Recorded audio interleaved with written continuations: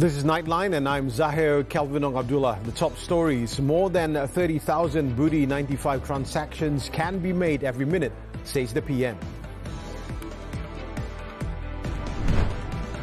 And FIFA sanctions Football Association of Malaysia and 7 players over falsified documents.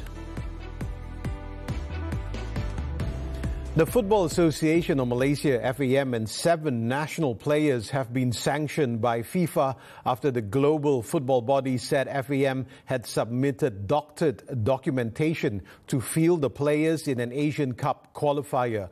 All 7 featured in Malaysia's Asian Cup 2027 qualifier against Vietnam on June 10, after which FIFA received a complaint regarding their eligibility.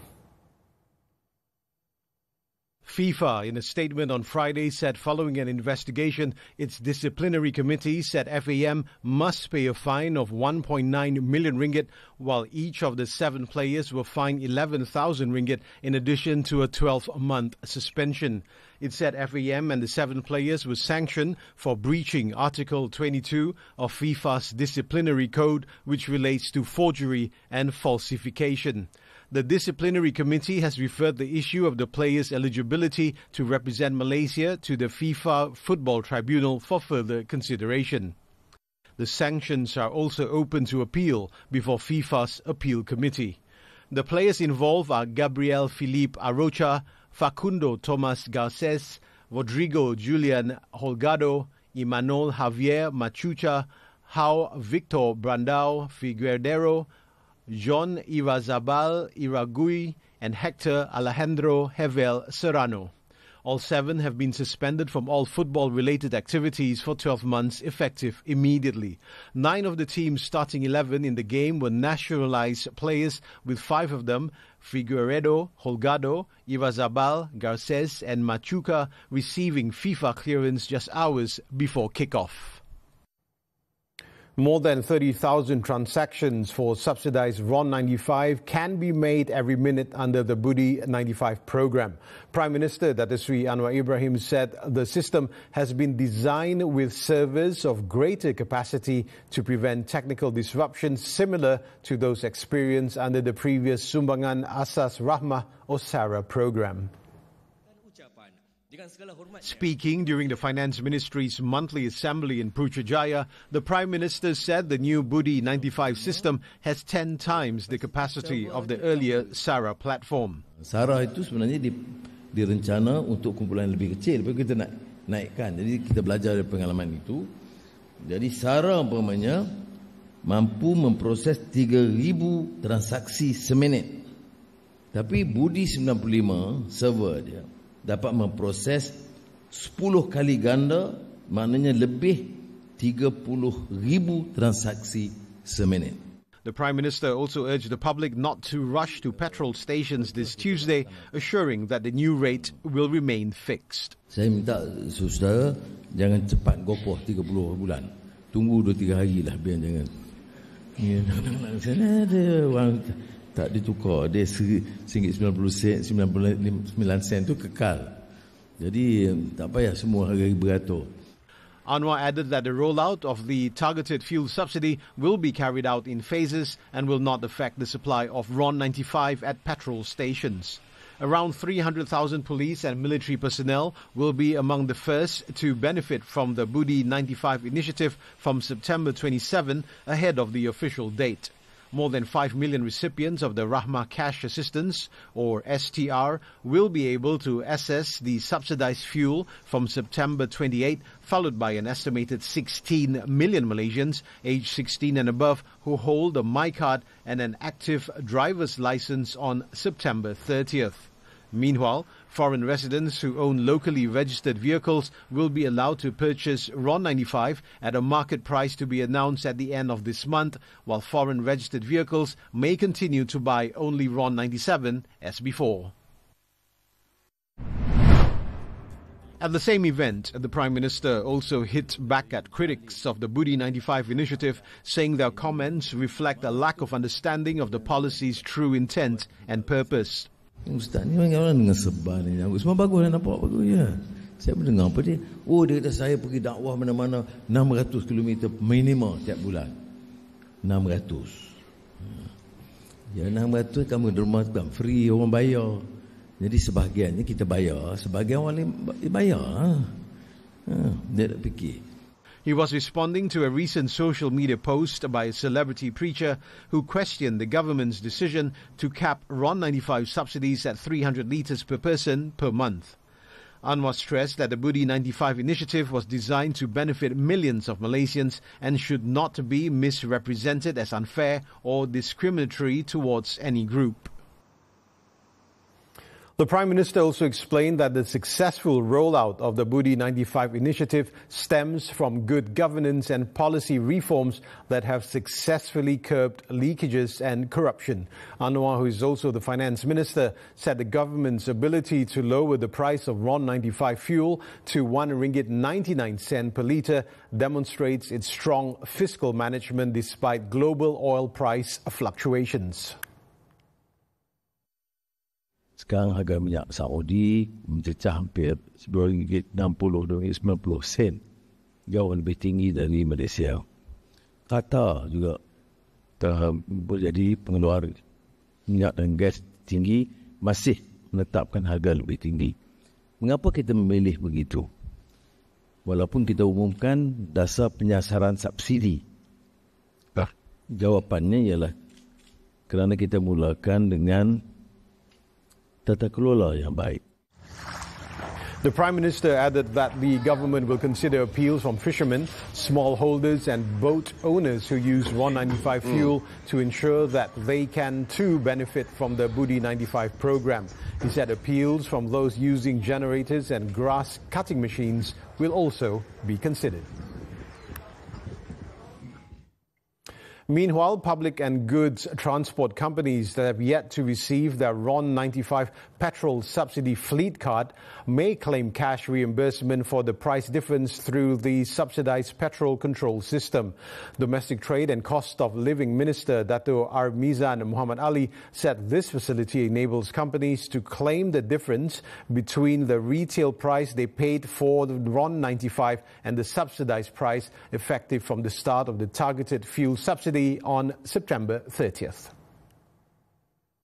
Depo pembelian yang boleh dituntut semula itu adalah depo pembelian di antara 30 September bila bermulanya penyesaran subsidi hinggalah 31 Oktober 2025 atau sehingga tarikh fleet card telah mereka terima, yang mana lebih awal. He said this to reporters during the ministry's Roadshow Carnival and the North Zone Buy Malaysian Goods campaign in Sungai Petani, Kedah. He, however, said that claiming the reimbursement would be subject to several conditions, including that the companies must be registered under the petrol control system and must have applied for the fleet card by October 30th. As of Thursday, more than 5,000 companies involving almost 13,000 vehicles have registered nationwide. Malaysia has called on the United Nations to empower regional blocs to play a greater role in mediating conflicts to achieve peace and security in Gaza, Sudan and Myanmar. Foreign Minister Dato' Sri Muhammad Hassan highlighted that this strategy has been proven successful as Malaysia succeeded in mediating the ceasefire between Thailand and Cambodia. Amanda Lopez from New York has more. Dr. Sri Muhammad delivered his keynote address at the 15th ministerial meeting of the UN Group of Friends of Mediation at its headquarters. Muhammad said that conflicts across the globe, from Gaza to Ukraine, Sudan to Myanmar, continue to exact a heavy toll on civilians, while the UN General Assembly's ability to act has been hampered by the abuse of veto power at the Security Council. The future of mediation will increasingly be shaped by emergence of new actors as well as the growth of novel technologies. Amid these changes, the best way for the UN to do its part is by empowering regional organizations to act as a mediator. He added that Israel's assault on Qatar is unacceptable and severely undermines all attempts at building peace in the region. The key is to systemize a stronger cooperation between the UN and the regional organizations. Groupings such as ASEAN or the African Union can greatly support the mediation process as they are able to provide deep contextual insight, early warning capacities, and local legitimacy. Meanwhile, as the ASEAN chair, Malaysia is now working towards deploying an observer team to monitor the situation on the ground and ensure transparency in the two countries. On Myanmar, Mohamad calls for the full implementation of the 5-point consensus and expressed support for the ASEAN Special Envoy's efforts to facilitate dialogue among stakeholders. In his next meeting, Datuk Sri Mohamad also announced an additional $25 million funding for humanitarian aid and to rebuild Gaza. The announcement was made during the ministerial meeting in support of United Nations Relief and Works Agency for Palestine refugees. This is the additional funds that was announced by the Prime Minister Datuk Sri Anwar Ibrahim at Malam Himpunan dan Selawat Malaysia Ku Bersama Gaza gathering at Dataran Merdeka last month. This brings the total pledge to over $42 million or 177 million ringgit since 2024. Malaysia's continuous financial assistance for humanitarian relief and reconstruction of Gaza underscores its commitment through concrete action and not merely just words. Amanda Lopez, New York, TV3. At least 209,000 taxpayers have been barred from travelling abroad as of August 31st for failing to settle their outstanding taxes. The Inland Revenue Board, IRB, said the travel restriction is part of its enforcement action against those failing to settle their tax obligations. IRB Chief Executive Officer Dato' Abu Tariq Jamaluddin urged those affected to resolve any outstanding payments immediately to avoid further complications. So mana-mana satunya nasihat kepada pembayar cukai sebelum keluar negara membuat semakan sama ada tunggakan cukai atau ada sekatan perjalanan dan tentunya jika boleh menyelesaikan segala cukai yang tertunggak. He said this during a working visit to Media Prima Berhad's Balai Berita headquarters on Friday morning. Also present were Media Prima Berhad Group Chairman Datuk Sri Dr. Syed Hussein Aljunid, Media Prima Omnia's Chief Operating Officer Datuk Muhammad Effendi Omar, and Media Prima Berhad Group Managing Editor Jasban Singh. Abu Tariq added that some 35,000 taxpayers have since had their travel bans lifted after settling their outstanding payments. The inquest into the death of Zahra Karina Mahathir on Friday revealed the existence of a student group known as Circle 19 at the SMKA Tun Datuk Mustafa Hostel. The 13th witness, who is also the 5th child witness, testified that the group comprised 19 students who were all in the same grade and had been close friends since the start of the school year. Lawyer Shahlan Jufri said the inquest, now in its 15th day, heard testimony from the 4th and 5th child witnesses, one of whom was part of the Circle 19 group. According to the testimony, Zahra was allegedly asked by one of the students to sit on the floor before being accused of taking a missing wallet. Zahra reportedly denied the accusation. The witness also recalled that several students continued to question Zahra about a flag pin found in her bag, which they claimed belonged to another student, an allegation she also denied. The inquest proceedings will resume in the next session before Coroner Amir Shah Emir Hassan. Agent Ali, the movie too, continues to make waves internationally following its box office success, this time being nominated for the Best Animated Film at the 12th Silk Road International Film Festival in Fuzhou, China. The film shares the spotlight with 3 other international titles: John Varda vs. the Galaxy from North Macedonia, Sauvage from France, and The Myth of Maracuda from Russia. The nomination comes just days days before Agent Ali the Movie 2 premieres on Netflix on October 1st. Selected from over 2,800 film entries across 125 countries, the nomination marks a major milestone for Malaysia's animation industry, showcasing the movie's excellence in storytelling, creativity and world-class production. Produced by Primeworks Studios and WOW Animation, the honour is also dedicated to the late Andy Abdul Ghani, WOW Animation's animation director, in recognition of his lasting contribution and legacy in the field.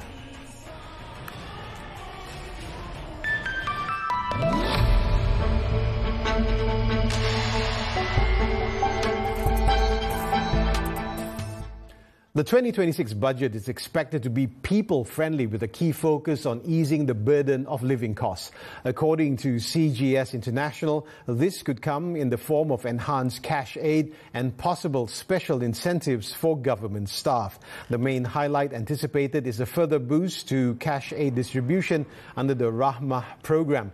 Allocations for the initiative this year reached a record high of 15 billion ringgit and are expected to increase in budget 2026. In addition, positive indications have also been given to some 1.7 million civil servants nationwide. US President Donald Trump on Thursday unveiled sweeping new import tariffs, including 100% duties on branded drugs and 25% levies on heavy-duty trucks, set to come into force next week. Trump also said a 50% tariff on home renovation materials and a 30% tariff on unholstered furniture would be imposed. The latest salvo, which Trump said was to protect the U.S. manufacturing industry and national security, follows wide-ranging duties on trading partners of up to 50% and other targeted levies on imported products such as steel.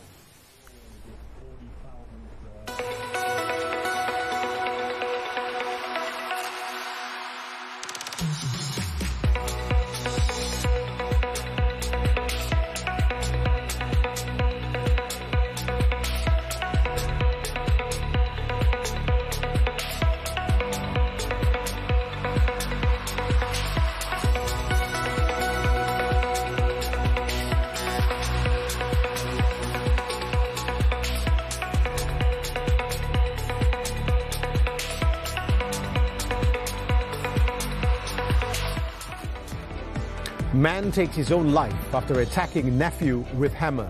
This and more after this breather. The best content doesn't just entertain, it sells. At Content Berhangat, we build campaigns that move customers from watching to buying. From screen to store, we know how to make every second of attention count. Custom advertising campaigns built for your business.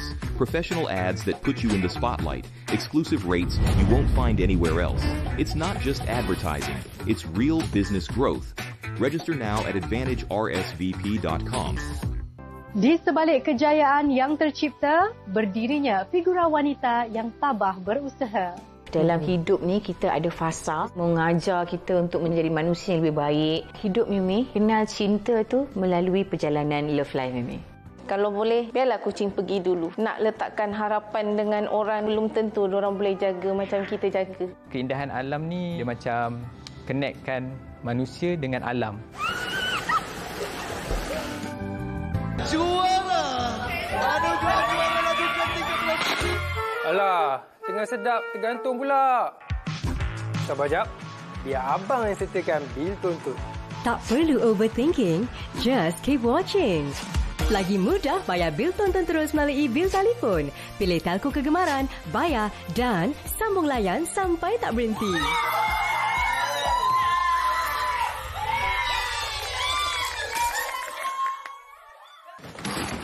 Sorry, kalau emang kamu mau mati lebih dulu ya udah, nggak usah dengerin aku lagi. Sorry.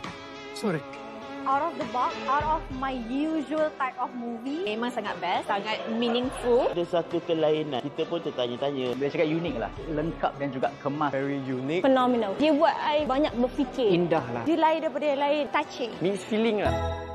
Aku Sore, isteri kamu dari masa depan. Welcome back. Police have confirmed that a man who was found dead after critically injuring his nephew on Thursday experienced hallucinations and had a history of drug abuse. The 46-year-old man was found dead on Thursday night at Pantai Melawi, about 3 kilometers from the shop house where the boy had been attacked earlier in the day. Following the incident, the suspect's 36-year-old wife was detained to assist in investigations. The attack took place at a shop lot house in Pasar Jelawat around 5 p.m. on Thursday. 7-year-old Muhammad Amma Muhammad Badrul is in critical condition after he was believed to have been struck with a hammer by his uncle. The suspect fled the scene on a motorcycle. The manhunt ended 4 hours later when his body was discovered near a casuarina tree at Melawi Beach.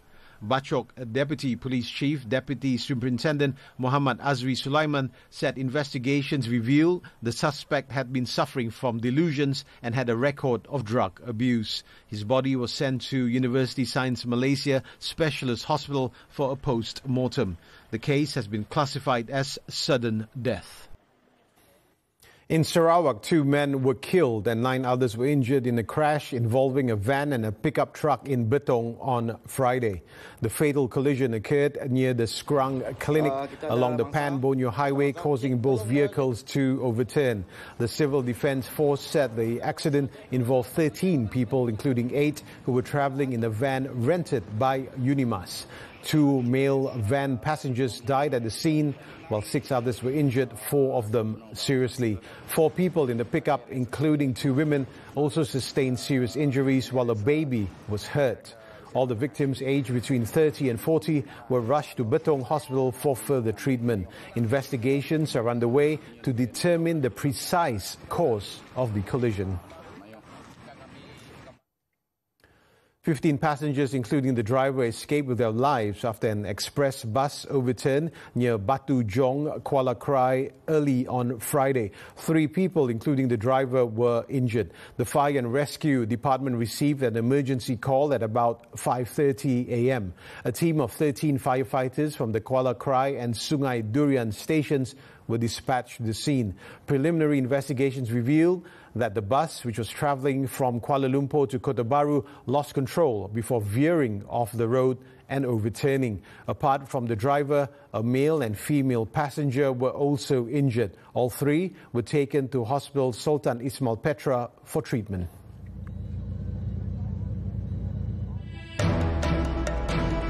Another powerful storm hits the Philippines. The details when Nightline returns. Unlocking the future of business. From industry evolutions to policy changes, we go beyond the headline. Deep insights, sharp analysis. Understanding the forces driving tomorrow's economy. Key financial insights that drive decisions. This is Money Matters, every Saturday, 5 p.m. Only on TV3 and stream now on Tonton. Memang saya kompetitif punya orang, saya punya mindset memang pergi sana untuk menang lah. Saya bawa nama Malaysia lah di luar. Sukan gusilingan ini dah bertapak ke Malaysia lebih 30 tahun, tapi kita dah jadikan dia sukan rasmi lah, diiktiraf daripada Kementerian Belia dan Sukan. Game ni memang cepat lah. Mind you kena fokus and you kena cepat.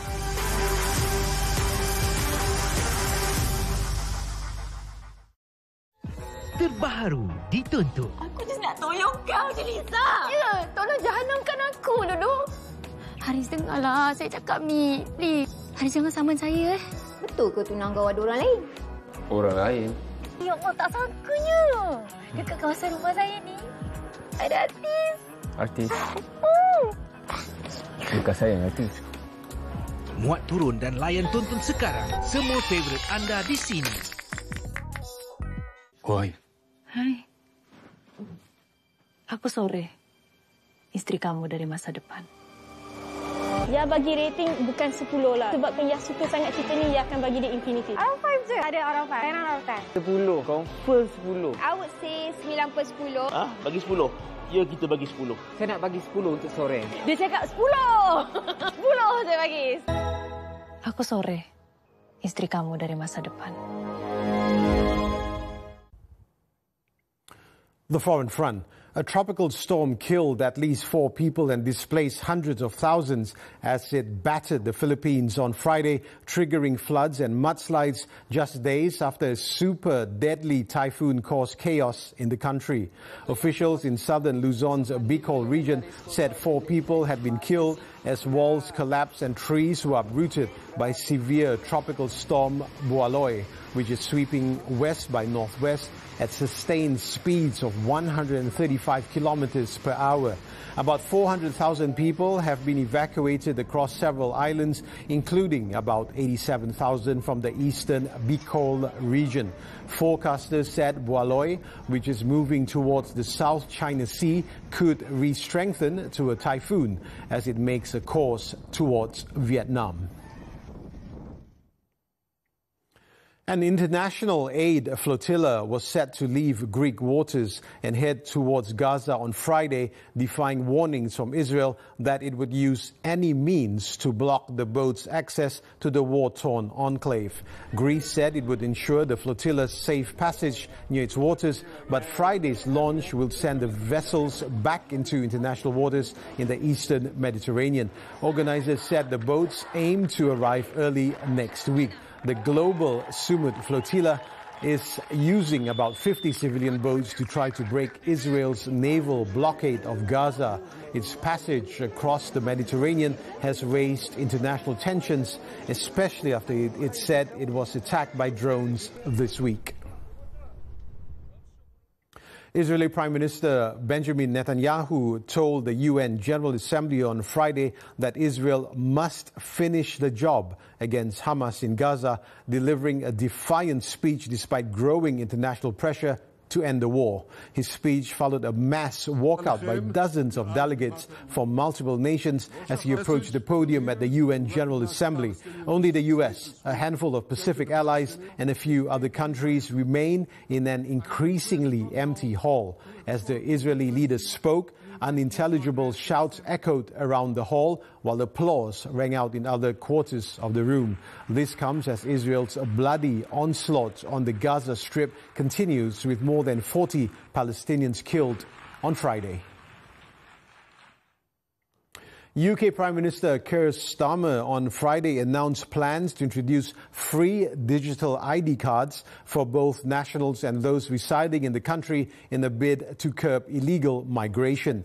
The government said there will be no requirement for individuals to carry their ID or be asked to produce it, but it will be mandatory for workers. The free digital ID cards will include a person's name, date of birth and photo, as well as information on their nationality and residency status. The plans, however, have drawn criticism from across the political spectrum.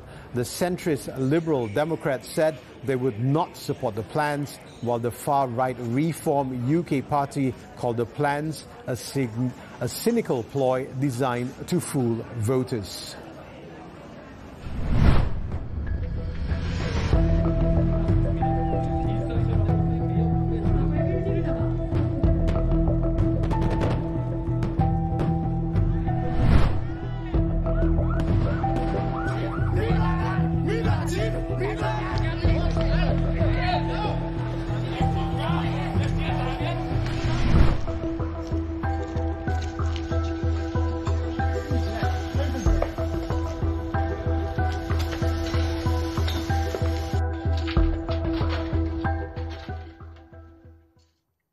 Switching to sports now, football, the 2025 Super League. Kelantan, the Real Warriors FC, edged out Brunei DPMM FC with a narrow 2-1 victory on Friday night. At the Hassan Al Bolkiah National Stadium, the visitors broke the deadlock in the 36th minute through Ifidayo Olusegun, and just 5 minutes later, Noor Azam Aziz stunned the home crowd by doubling the lead. Jordan de Paula Rodriguez pulled one back for the hosts in the 52nd minute, but Brunei couldn't find an equalizer as Kelantan held on for a 2-1 win. Turning to bowling, the 2025 Sam Ho Cup, grieving but unbowed. National bowler Rafiq Ismail produced a stunning performance to capture the title in South Korea on Friday, just a day after the passing of his father, Ismail Nimat. Despite the devastating loss, Rafiq showed remarkable strength and composure to beat home favourite Lim Seung Won 256-224 in the final at Bowltopia Yong In. The 27-year-old admitted that the victory will forever be etched in his memory as it came so soon after losing the man who had quietly supported his career from the very beginning. The Samho Cup triumph adds to Rafiq's Singapore Open victory in June.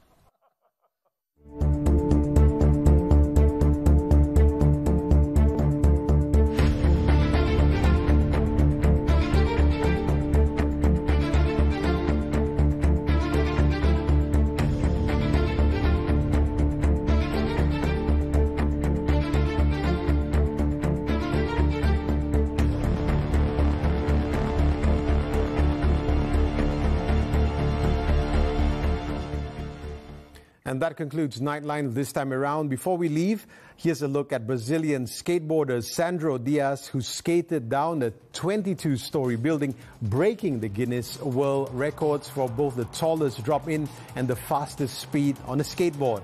With that, I'm Zahir, Kelvin and Abdullah. Thank you for watching and have a great weekend.